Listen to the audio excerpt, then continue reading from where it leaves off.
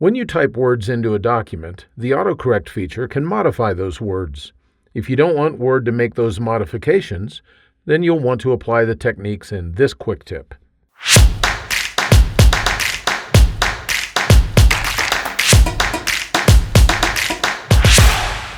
One of the great tools that Word puts at your disposal is AutoCorrect. This tool is typically used to automatically correct common spelling errors.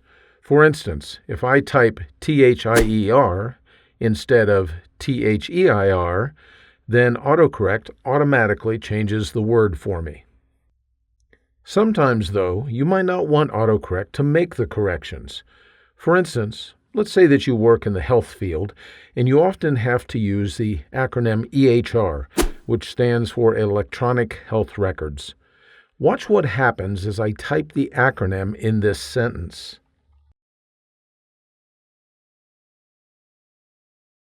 Now, let me slow that down a bit in case you missed it. Did you notice that AutoCorrect automatically changed EHR to HER?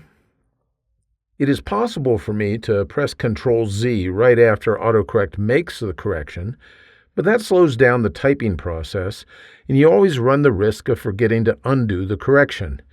It's a much better option to simply make a change in AutoCorrect itself. Let's start by displaying the Word Options dialog box. And then within the dialog box, I want to click Proofing at the left side of the screen here. And then I'm going to choose AutoCorrect Options. That displays the AutoCorrect dialog box. Now notice all the AutoCorrect entries down here. These are all listed in alphabetic order, and it shows on the left side what we're going to replace and then what we're going to replace it with. And since they're in alphabetic order, I can go down until I can find EHR. It's going to be down here just a little bit, right there.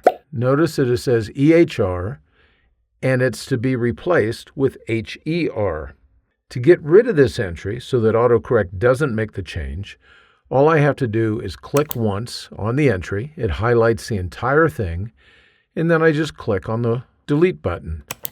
And it's gone. You can see it's no longer in the list there. Now I just have to close all the open dialog boxes, and we'll try to type that sentence one more time.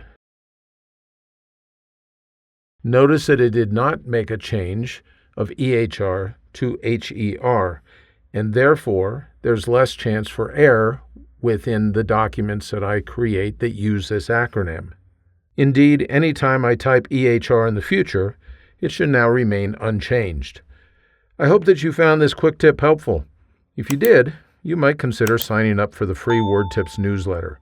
Information is in the notes just below this video. Thanks for spending a few minutes with me today.